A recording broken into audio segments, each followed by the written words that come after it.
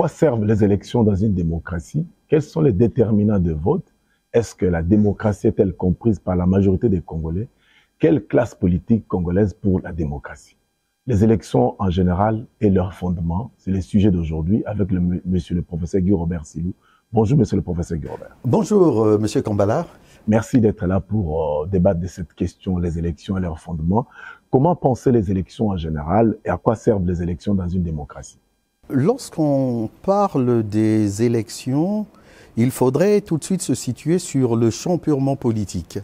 Et lorsqu'on est sur le champ politique, vous avez une offre politique qui émane justement des politiques, ceux qui veulent briguer des mandats pour exercer le pouvoir. Et en face, vous avez une demande politique. Et cette demande émane directement des électeurs, c'est-à-dire des citoyens. Et on se rend bien compte que comme fonctionne un marché sur le plan purement économique, sur le champ politique, c'est la même chose. Donc c'est cette offre et cette demande qui finiront par se rencontrer en vue de choisir les meilleurs candidats susceptibles de représenter le peuple et de guider ce peuple pendant une échéance. Ça peut être 5 ans, ça peut être 6 ans, tout dépend du modèle de démocratie et des institutions mises en place. Et donc, en ce qui concerne ce marché, c'est la loi de l'offre et de la demande qui devrait s'appliquer. Et cette loi de l'offre et de la demande, elle ne peut être efficace que dans un contexte de concurrence pure et parfaite. Parce qu'il faut élire les personnes qui sont en mesure d'apporter une réponse aux besoins, aux desiderata de la population à un moment donné de son histoire. Et donc, c'est un moment crucial, c'est-à-dire ce temps de rencontre entre le peuple et cette supposée, je dis bien supposée, élite qui représente cette classe politique. Parce que ce n'est pas toujours le cas. Et pourquoi? Parce qu'on est en face souvent des promesses qui vont être faites. Et c'est ça l'offre politique. On est sûr des offres, des promesses. Mais ces promesses-là, personne ne peut les vérifier à l'instant T. Et on se rend bien compte que, comme on le dirait aussi sur le champ économique, il y a une asymétrie d'information. Qu'est-ce qu'on entend par asymétrie d'information? Lorsque je suis candidat, je peux vous raconter tout ce que je veux, je peux vous promettre monts et merveilles, et après, une fois l'élection échue, après j'exerce mon pouvoir durant tout mon mandat, et derrière, il faudrait bien qu'il y ait des contrôles, un pouvoir de contrôle, et en même temps, disons que les institutions doivent bien fonctionner pour que les promesses qui ont été édictées puissent être tenues ou réalisées, ne serait-ce que dans leur intégralité.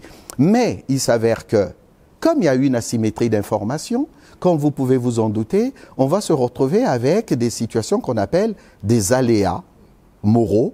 Et derrière, vous avez aussi ce qu'on appelle une sélection adverse. Parce qu'on n'a pas les mêmes informations selon qu'on est du côté de l'offre et du côté de la demande. Et donc, par voie de conséquence, ces élections, souvent, et dans les pays comme les nôtres, sont dans une concurrence dite imparfaite. Parce que dans l'absolu, ces élections, comme on le disait, sont très très cruciales. Il faudrait bien qu'on arrive à déterminer les meilleurs candidats qui sont en mesure d'apporter des bonnes réponses par rapport aux besoins de la population à un moment donné. Donc, lorsqu'on parle des élections dans une démocratie, c'est un moment très, très, très important. Et je pense que dans notre échange, on finira par voir un peu à quoi ça peut correspondre. Et quels sont les déterminants de vote? Lorsqu'on est sur des élections, vous avez des électeurs qui sont supposés connaître le microcosme politique. Et donc, il y a eu des études sociologiques qui ont été faites et on a par exemple ce qu'on pourrait appeler les variables lourdes. Dans les variables lourdes, vous pouvez avoir ce qu'on appelle les professions et catégories socio-professionnelles. C'est-à-dire que lorsque vous êtes sur les PCS, on va se rendre compte qu'un cadre supérieur ne va pas voter de la même façon qu'un ouvrier, par exemple.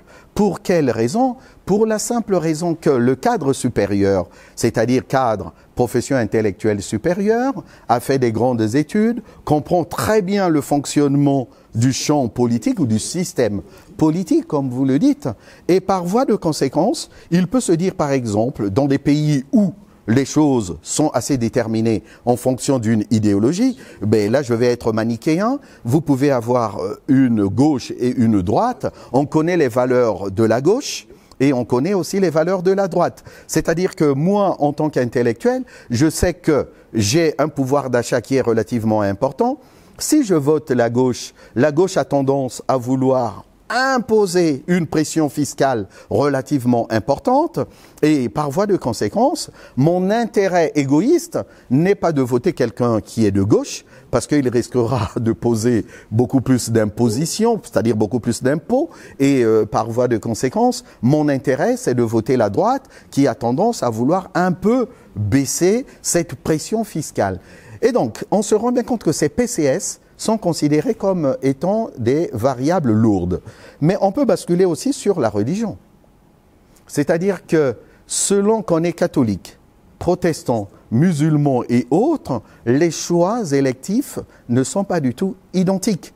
Par exemple, selon les études sociologiques qui ont été faites, les statistiques démontraient que les catholiques votaient davantage à droite qu'à gauche. Pourquoi à droite? Là, on retrouve encore des valeurs comme le conservatisme, les traditions, le respect des traditions. Et lorsque vous allez, par exemple, à gauche, vous allez vous rendre compte que la gauche représente un peu le progrès, pour ne pas dire le progressisme. Vous allez vous rendre compte, par exemple, dans un pays comme la France, plusieurs lois qui risquent de bousculer un peu les valeurs sociétales du moment, ont été votées par la gauche. Vous voyez bien, vous regardez par exemple le mariage pour tous, c'est la gauche. Lorsque vous voyez, là on sera un peu sur le centre droit, s'il faut le dire ainsi, l'IVG, l'interruption volontaire de grossesse depuis 1975, c'est le centre bien entendu, mais ce sont des valeurs qui sont beaucoup plus à gauche. Donc on se rend bien compte qu'il y a des variables lourdes qui peuvent influencer le vote des individus. Mais on se rend bien compte que depuis les années 70, ces variables lourdes ont été plus ou moins remises en question, ce qui pourrait expliquer qu'il y ait une forme de volatilité de l'électorat. C'est-à-dire qu'aujourd'hui, on se rend bien compte qu'il y a des partis politiques qui étaient considérés comme étant de l'extrême droite ou de l'extrême gauche, qui commencent aussi à capter une partie de l'électorat, tout simplement parce que cet électorat devient de plus en plus volatile. Mais derrière aussi, pour comprendre l'effritement un peu de ces variables lourdes, il faudrait se dire aussi que les valeurs ne cessent de bouger. Aujourd'hui, on est de plus en plus dans un village global, comme le planétaire, comme le dirait McLuhan. Et donc, on se rend bien compte qu'avec les nouvelles technologies de l'information et de la communication, il y a beaucoup de choses qui sont remises en question. Donc, ces variables lourdes n'ont que très peu d'impact sur le choix électoral. Mais en dehors de ça, vous avez aussi ce qu'on appelle l'identification partisane. Quand on est sur l'identification partisane, on pourrait par exemple penser à une forme de socialisation politique.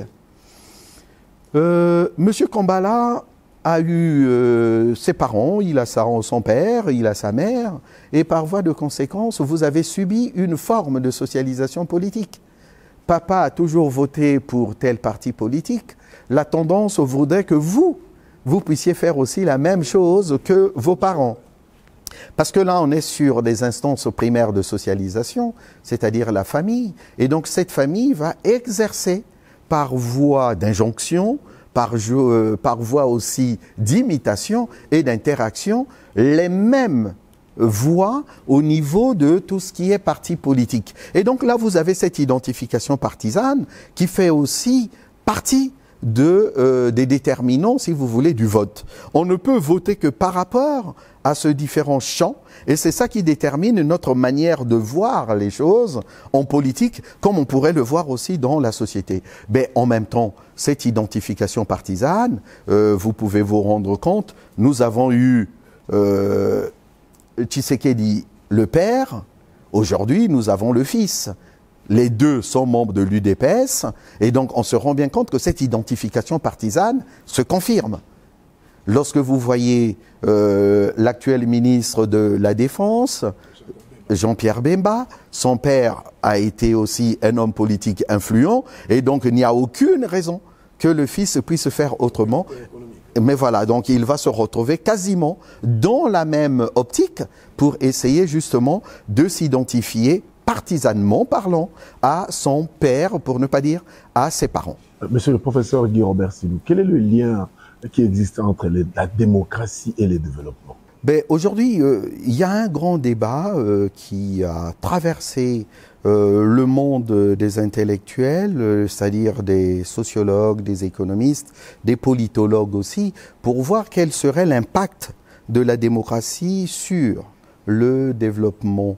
Et qu'est-ce qu'on s'aperçoit? On s'aperçoit que la démocratie a certaines vertus qui permettent justement le développement économique. Cette fois-ci, je rajoute le développement économique. Déjà, lorsqu'on parle de la démocratie ou du développement, ce sont des concepts qui sont polymorphes. C'est-à-dire que derrière, on peut dire démocratie représentative, démocratie parlementaire, démocratie participative et démocratie délibérative. Lorsqu'on est sur le développement, on pourrait dire le développement économique, on peut dire le développement social, on peut dire le développement durable et ainsi de suite. Mais ce qu'il faudrait surtout retenir dans votre question, moi je pense que la démocratie a plusieurs vertus.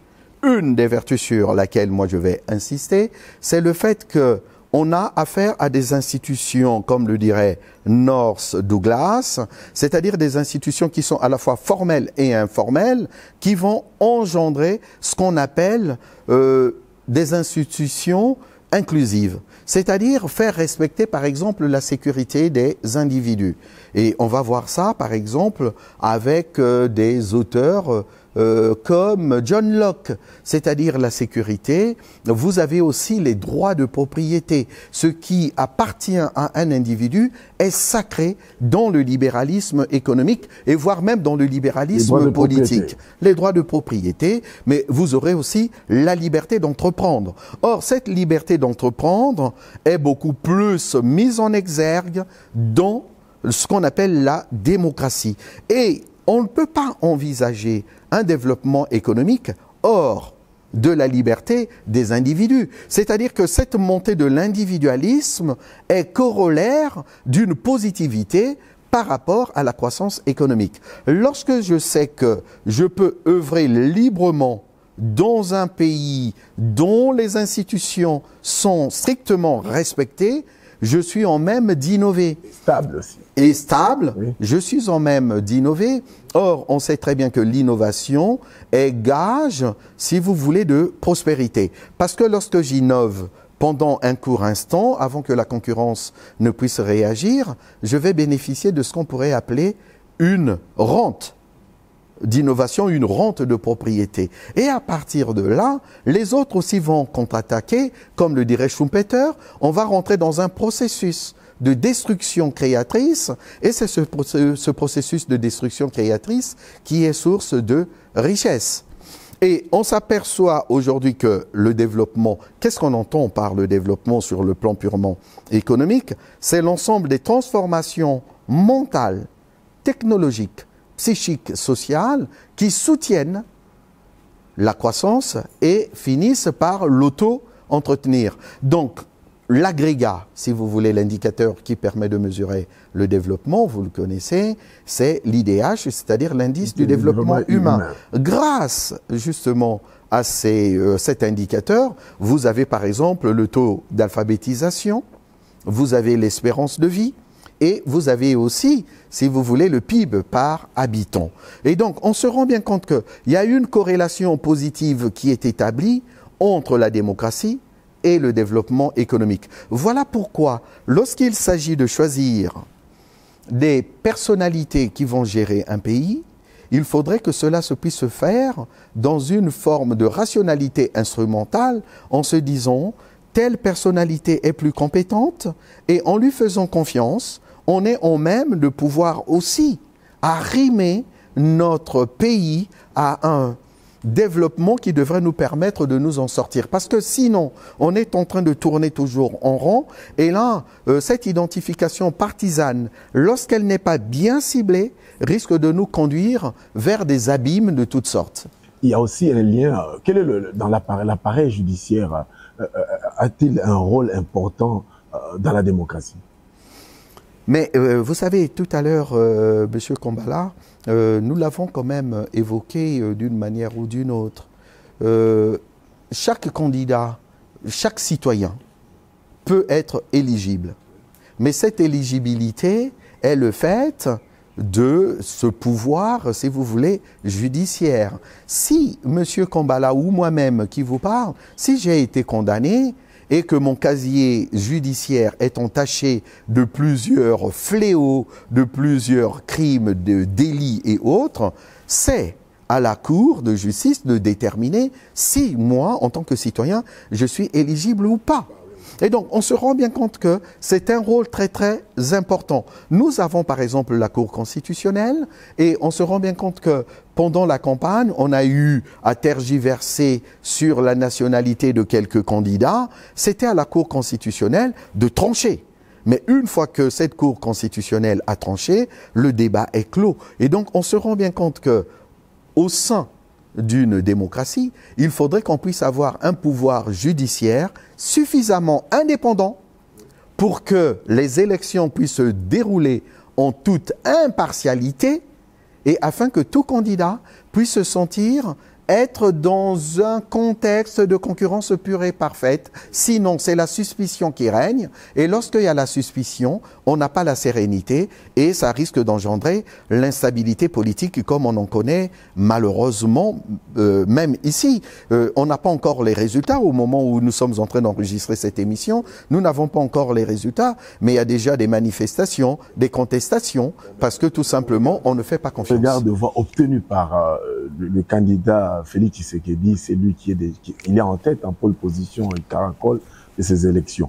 Nous allons parler des penseurs de la démocratie. Quelles sont les idées forces de ces penseurs sur la démocratie et la conduite d'un pays? On prend John Locke. Quelles sont les idées forces de John Locke sur la démocratie? Oui, sur la démocratie, lorsqu'on parle de John Locke, tout à l'heure, j'ai cité rapidement un triptyque qui caractérise un peu sa pensée politique, surtout en démocratie, puisque c'est lui qui est considéré comme étant le père du libéralisme politique. Et donc là, vous avez, comme on l'a dit tout à l'heure, la liberté de penser, d'agir et ainsi de suite. Cette liberté qui est fondamentale et qui permet en même temps de mettre en exergue l'individualisme, qui permet à chaque individu d'exister en tant que être autonome et indépendant dans sa manière de penser et d'agir. Ça, c'était le premier point. Le deuxième point, on peut parler des droits de propriété. Je ne vais pas insister là-dessus. On a déjà évoqué les droits de propriété. Et troisièmement, la sécurité. C'est-à-dire que une démocratie qui se fonde sur ce triptyque, c'est une démocratie qui est suffisamment forte pour pouvoir atteindre justement le nirvana qui est derrière le développement économique. Et Charles de Montesquieu, il est contraire à John Locke? Non, mais il ne faudrait pas les opposer. Au contraire, il faudrait qu'il puisse y avoir une forme de continuité.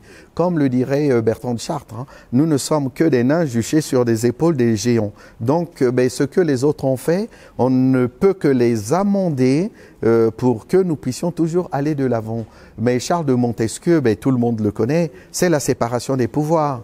Cette séparation des pouvoirs, le pouvoir exécutif, législatif et judiciaire, ces trois pouvoirs, lorsqu'ils sont vraiment séparés, c'est la démocratie au sens plein du terme. Sinon, on est dans les balbutiements de la démocratie et ça, ce n'est pas non plus l'idéal. Et Jean-Jacques Rousseau?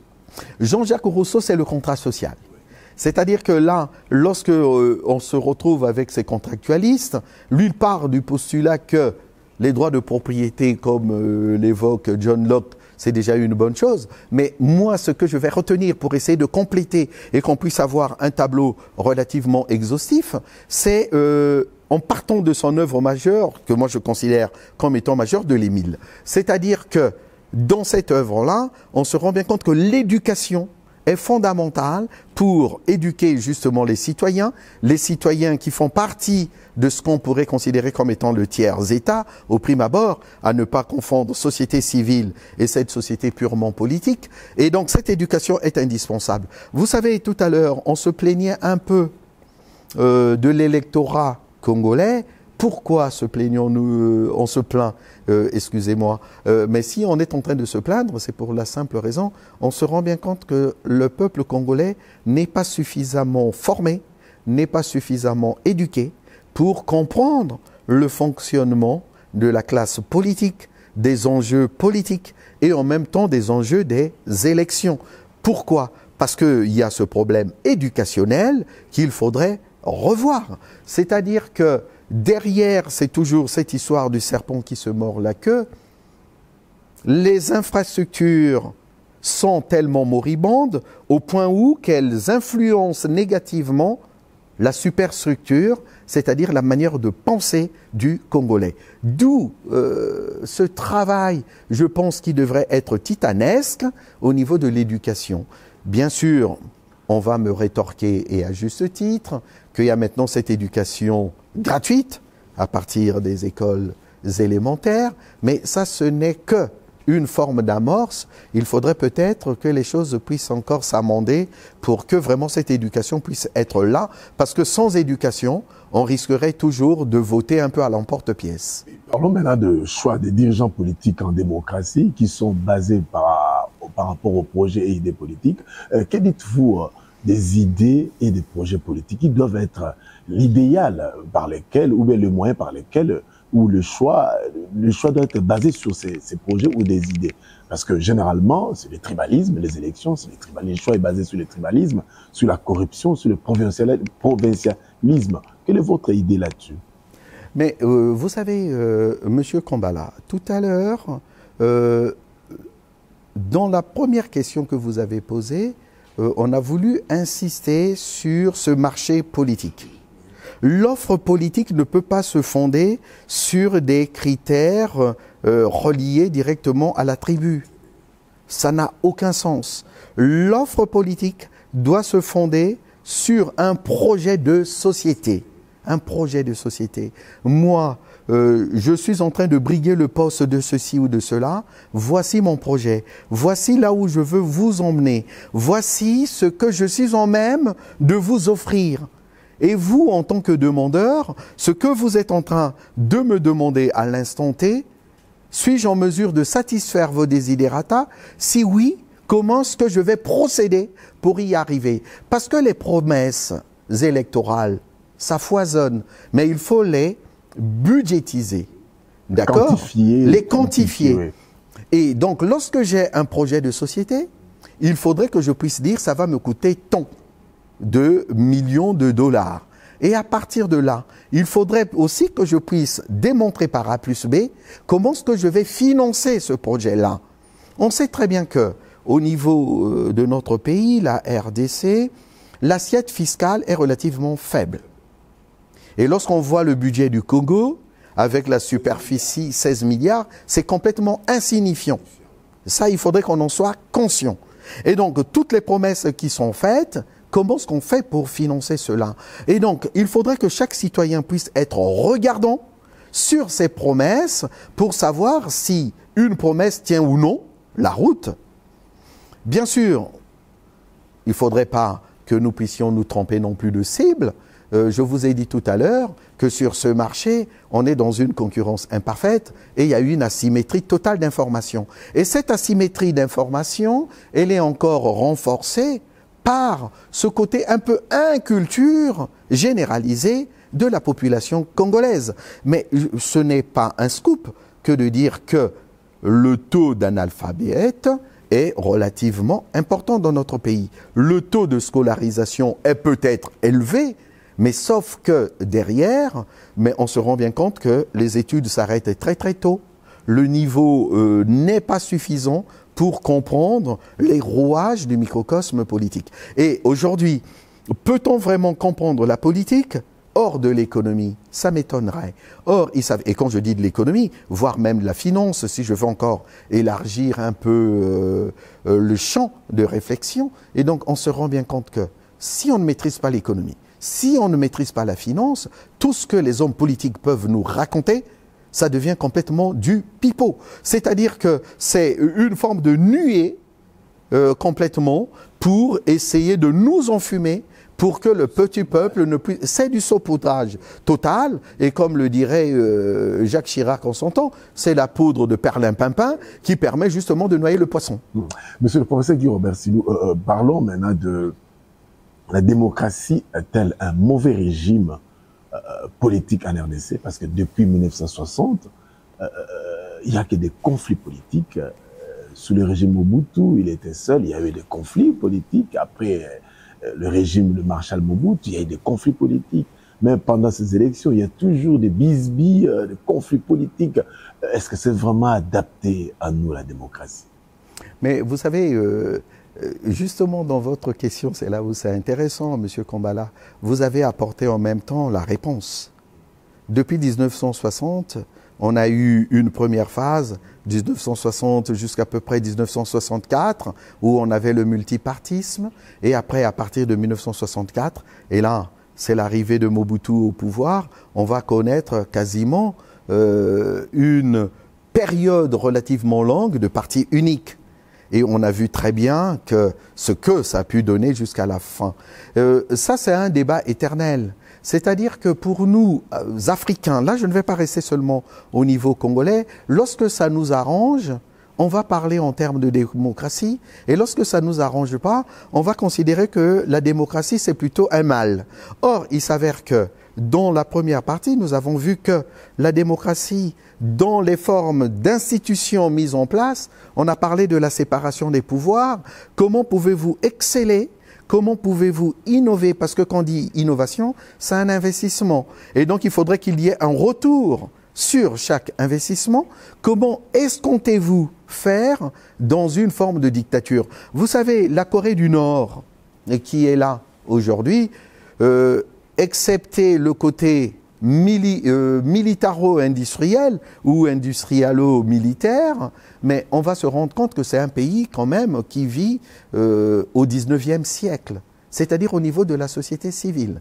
Lorsqu'on bascule dans un pays comme la Chine, on en a déjà parlé dans une des émissions, la Chine a su concilier à la fois le libéralisme économique et une forme de parti unique. D'accord? C'est-à-dire que le parti communiste chinois a su trouver une forme d'alchimie entre les libertés au niveau économique, mais qui bride en même temps les libertés individuelles.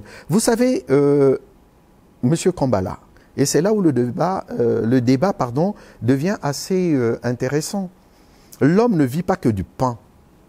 C'est bien qu'on puisse avoir le pain tous les jours. Et je souhaiterais, effectivement, c'est pas parce que je vis de l'autre côté que je dois cracher dans la soupe.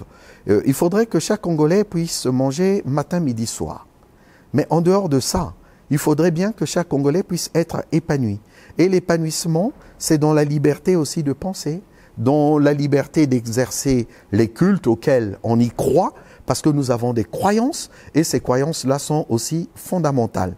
Et donc, il faudrait peut-être un jour revenir sur les fondements, qu'est-ce qu'on veut accéder, qu'est-ce qu'on veut atteindre, pour essayer d'apporter au peuple congolais les rudiments démocratiques qui devraient permettre son épanouissement. Et ça, c'est fondamental. Et moi, je dirais la chose suivante, ce n'est pas la démocratie qui est à l'origine des problèmes que nous avons aujourd'hui dans notre pays. C'est-à-dire que le Congolais est son propre problème. D'accord? Ce n'est pas la démocratie. Qu'il y ait des conflits, mais les conflits, ça se règle. Il ne faut pas fuir les conflits. Les conflits, effectivement, nous permettent quoi? De dépasser l'état initial. Ça nous renvoie à la notion de quoi? De dialectique. Qui dit conflit dit thèse antithèse, antithèse, synthèse. Donc, lorsqu'il y a conflit, c'est que moi j'ai émis une thèse, Monsieur Kambala a émis une antithèse, et à partir de là, on trouve un consensus. Mais lorsqu'on est dans l'évitement des conflits, on est dans quoi? On est dans la tyrannie. Et lorsqu'on est dans la tyrannie, c'est la haine et ainsi de suite. Et c'est là où on ne s'en sort pas. Donc ce n'est pas la démocratie qui est le problème, c'est autre chose. Et donc là, il faudrait que nous puissions vraiment réfléchir sur le sens de la démocratie. Ce n'est pas la démocratie qui est le problème. Nous avons des instances. Voilà pourquoi je parlais des institutions, la séparation des pouvoirs. Vous n'êtes pas d'accord avec moi, si seulement si ça doit atteindre un niveau beaucoup plus élevé, qu'on n'arrive pas à trouver un compromis, la justice est là pour trancher le litige. C'est le propre des démocraties. Donc il faudrait qu'il y ait plutôt la séparation des pouvoirs. Nous ne sommes pas dans une démocratie, je l'ai dit tout à l'heure. Moi je pencherais un peu davantage sur une forme d'oligarchie, je parle bien d'oligarchie, c'est-à-dire un petit groupe d'individus qui continuent à diriger le pays, et en même temps sous une forme de plutocratie, c'est-à-dire que là, vous avez ce groupe social qui détient le pouvoir économique et financier qui continue à gérer le pays. Ce n'est pas de la démocratie. À vos explications, j'ajoute cette question. Est-ce que la démocratie est-elle comprise par la population, par la majorité des Congolais? Moi, je dirais non.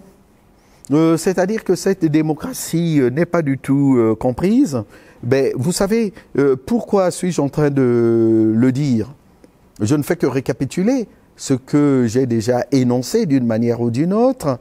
Le Congolais, il a besoin de quoi lors des élections? On l'a dit, d'un pagne, des casquettes, un peu d'argent, et puis ça s'arrête là. Et puis, si possible, je vais mettre mon bulletin dans l'urne. Beaucoup négligent les idées, les projets politiques. Les idées, les projets politiques, ça ne nous intéresse pas. Et puis, nous avons nos responsables un peu messianiques, et je le dis comme ça à bon escient. Je dis bien messianique, parce qu'ici, on considère que le chef est un élu de Dieu, et non un élu du peuple. Et donc, lorsqu'on devient chef, c'est que c'est Dieu qui vous a placé là, et donc vous devenez complètement intouchable. On rentre dans une forme de mysticisme purement africain qui n'a rien à voir avec la démocratie. Et donc, on ne comprend pas les rouages. Vous savez, j'ai un collègue qui suit l'actualité congolaise.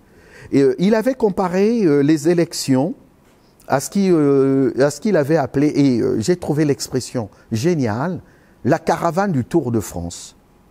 C'est-à-dire, lorsqu'on parle de la caravane du Tour de France, lors du Tour de France, avant que les cyclistes ne puissent passer, là où il y a des spectateurs qui attendent parfois depuis 2 jours, surtout lorsqu'il s'agit des étapes de montagne, il y a la caravane du Tour de France qui passe, dans un objectif précis, faire de la publicité.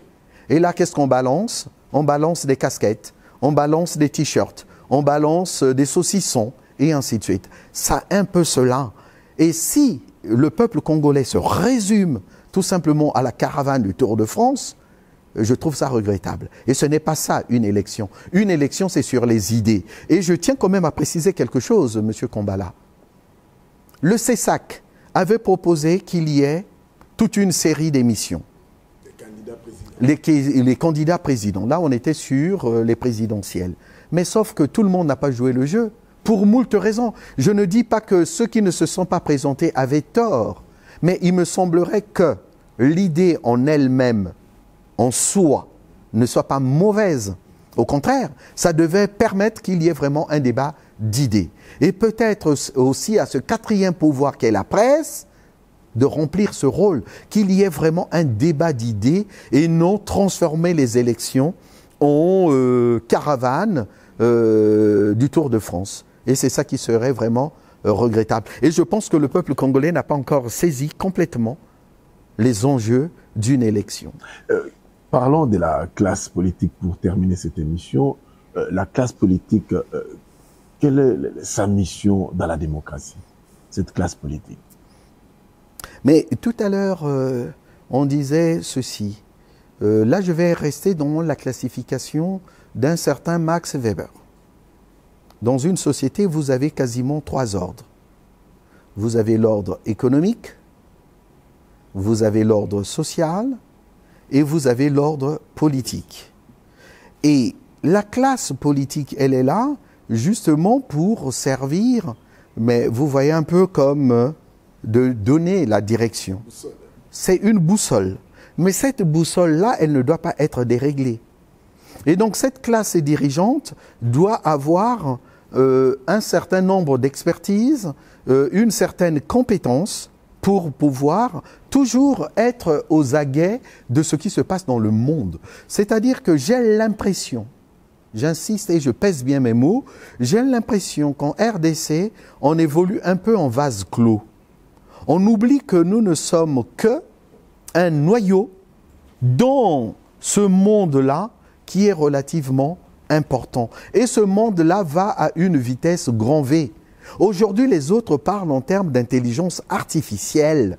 Et nous sommes en train de nous quereller au niveau de père et de mère. C'est-à-dire, je ne vais pas reprendre les expressions qui sont utilisées dans nos campagnes électorales, c'est-à-dire que des débats qui n'ont pas de raison d'être aujourd'hui.